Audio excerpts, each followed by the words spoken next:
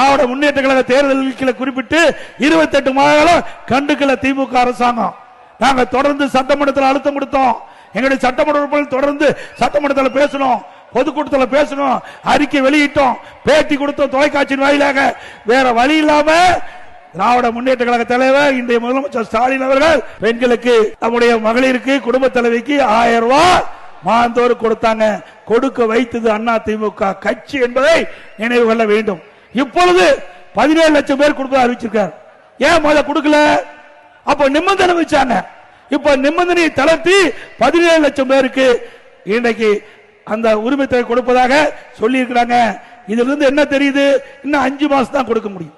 திமுக ஆட்சியுடைய ஆயுள் காலம் 5 மாசம் தான். அதுக்கு பிறகு திமுக ஆட்சிக்கே வர முடியாது. அவ்வளவு ஊழல் செஞ்சிருக்கிறாங்க.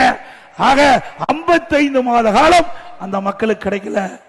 இப்ப நிபந்தனை தளர்த்தி கொடுக்கிறீங்களே 17 லட்சம் பேருக்கு, அப்பொழுது நிபந்தனையை தளர்த்தி கொடுக்கப்பட்டிருந்தால் அவருக்கு 32 மாதம், அவர்களுக்கும் மாதந்தோறும் 1000 ரூபாய் கிடைச்சிருக்கும். இந்த குடும்ப தலைவிகளுடைய கஷ்டத்தை பார்த்து கொடுக்கல. அடுத்த ஆண்டு நடைமுறை சட்டமன்ற பொது தேர்தலில் 17 லட்சம் பெண்களுடைய ஓட்டு தேவை. அதுக்காக இன்னைக்கு ஸ்டாலின் இந்த 17 லட்சம் குடும்ப தலைவிக்கு மாதந்தோறும் 1000 ரூபாய் அறிவித்திருக்கிறார்.